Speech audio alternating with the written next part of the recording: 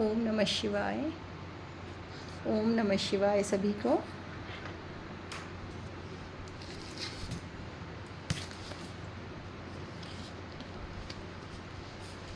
सैंतीसवां अध्याय। पांडवों को शिव पूजन के लिए व्यास जी का उपदेश। नंदीश्वर बोले, हे श्रेष्ठ मुनि, जब पांडवों को दुर्योधन ने जुए में हरा दिया था और वे वनवास पाकर अपनी पत्नी द्रौपदी सहित द्वैत्य वन में निवास करने लगे थे, तब एक दिन दुर्योधन ने ऋषि दुर्वासा को उनके शिष्यों सहित पांडवों को कष्ट देने के लिए उनके पास भेजा। दुर्वासा ऋषि अपने 1000 शिष्यों को अपने साथ लेकर पांडवों की कुटिया में पहुंच गए और युधिष्ठिर से बोले कि हम स्नान करने जा रहे हैं, इतने में आप हम सबके लिए भोजन का प्रबंध कीजिए, और स्वयं चले गए। दुर्वासा ऋषि द्वारा भोजन की व्यवस्था करने की बात सुनकर सभी पांडव सोच में डूब गए, क्योंकि उनके पास अन्न नहीं था। तब देवी द्रौपदी ने भगवान कृष्ण को स्मरण किया और वे तुरंत वहाँ आ गए। उन्होंने पांडवों की रसोई से बचे अन्न के एक दाने को खाया।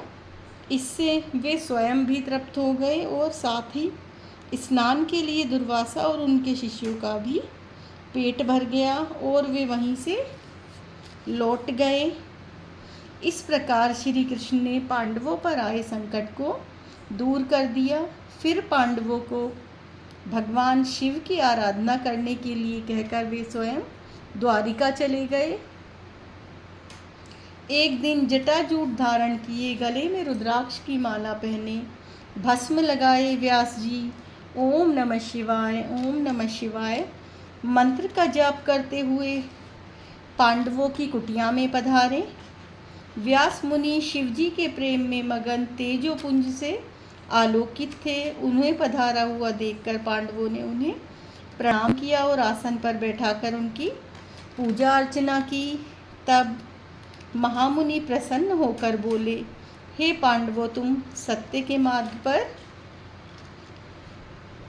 चलने वाले हो। महाराज धृतराष्ट्र ने तुम्हारे साथ पक्षपात किया और तुम्हारा राज्य दुर्योधन ने छल करके तुमसे छीन लिया। जैसा बीज बोया जाता है, अंकुर भी उसी का निकलता है। अधर्म और असत्य का मार्ग अपनाने वालों का कभी भी कल्याण नहीं होता। तुम सत्य और धर्म के मार्ग पर चल रहे हो, इसीलिए निश्चय ही तुम्हारा कल्याण होगा। महामुनि व्यास के वचनों को सुनकर युधिष्ठिर बोले, हे नाथ, हमारे कष्टों को दूर करने के लिए कोई मार्ग बताइए। श्री कृष्ण जी ने हमें कल्याणकारी देवादिदेव महादेव जी की आराधना करने के लिए कहा था। आप हमें शिव भक्ति का उपदेश दीजिए। युधिष्ठिर के वचन सुनकर महामुनि व्यास जी बोले, हे पांडवों, निश्चय ही श्री कृष्ण ने सत्य कहा था। भगवान शिव अपने भक्तों के दुखों को दूर करने वाले तथा उनकी रक्षा करने वाले हैं। तत्पश्चात व्यास जी ने उन्हें शिवजी के पूजन का विधान बताया। फिर बोले, तुम सदा ही धर्म के मार्ग पर चलना, इससे तुम्हारे कार्यों की सिद्धि होगी। यह कहकर महामुनि व्यास वहाँ से चले गए। तत्पश्चात व्यास जी के दिखाए मार्ग पर चलते हुए पांडव शिवजी की आराधना करने लगे। अर्जुन इंद्रकील नामक पर्वत के पास गंगा नदी के तट पर जाकर भक्त वत्सल कल्याणकारी भगवान शिव की आराधना करने लगे। 38वां अध्याय। अर्जुन द्वारा शिवजी की तपस्या। नंदीश्वर बोले, हे संत कुमार जी, अर्जुन भक्ति भावना से गंगा जी के तट पर बैठकर भगवान शिव की आराधना कर रहे थे। शिव मंत्र के जाप से उनकी अतुल तेज प्रकाशित हो रहा था। पांडवों को अर्जुन का तेज दिखाकर विजय में कोई स्नेह नहीं रह गया। तब अर्जुन तपस्या करने के लिए उनसे दूर गए। तो अर्जुन के वियोग से द्रौपदी व अन्य पांडव बहुत दुखी थे, परंतु उनके मन में अटूट विश्वास था कि शिवजी की भक्ति से उनका निश्चय ही कल्याण होगा। उनके दुख को जानकर एक बार व्यास जी उन्हें फिर समझाने के लिए उनके पास आए। उन्हें देखकर पांडव बहुत प्रसन्न हुए और उनका आतिथ्य सत्कार करने लगे। तब महामुनि व्यास ने उन्हें उपदेश दिया और अनेक कथाएं सुनाई, परंतु पांडवों का दुख दूर न हुआ। एक दिन युधिष्ठिर ने महामुनि व्यास से प्रश्न किया कि हे महाप्रज्ञ, जिस प्रकार के दुख और कष्ट को हम भोग रहे हैं, क्या पहले भी किसी को ऐसी परिस्थितियों का सामना करना पड़ा है?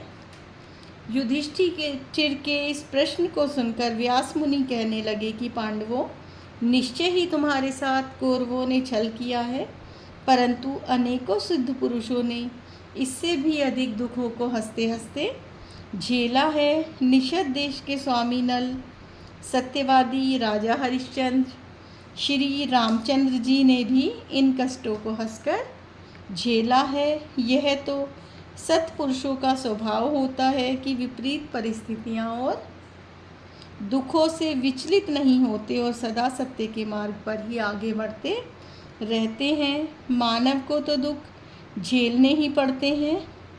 बचपन, युवा अवस्था, वृद्धावस्था सभी में मनुष्य को दुख और कष्ट प्राप्त होता है। इसीलिए अपने मन को मत भटकाओ और सत्य के मार्ग का अनुसरण करो, क्योंकि शिवजी सत्य से प्रसन्न होते हैं। इसीलिए सभी मनुष्यों को सत्य के पथ पर चलना चाहिए। दूसरी ओर अर्जुन ने इंद्रकील नामक पर्वत के तट के निकट गंगा जी के तट पर महामुनि व्यास जी के उपदेश के अनुसार शिवलिंग बनाकर उनकी विधिवत उपासना आरंभ कर दी। अर्जुन प्रतिदिन स्नान करके भक्ति भावना से इंद्रियों को अपने वश में करके भगवान शिव का ध्यान करते। दिन ब दिन उनकी भक्ति भावना और अधिक प्रबल होती जा रही थी। उनकी तपस्या के तेज से जीवों को भय होने लगा था। अर्जुन की तपस्या से दग्ध होकर अनेक देवता देवराज इंद्र के पास गए और उनसे बोले, देवराज, अर्जुन भगवान शिव की घोर तपस्या कर रहा है और उसके तेज से सभी प्राणी दग्ध हो रहे हैं। अर्जुन की तपस्या के विषय में सुनकर देवराज इंद्र उनकी परीक्षा लेने के लिए उनके पास गए।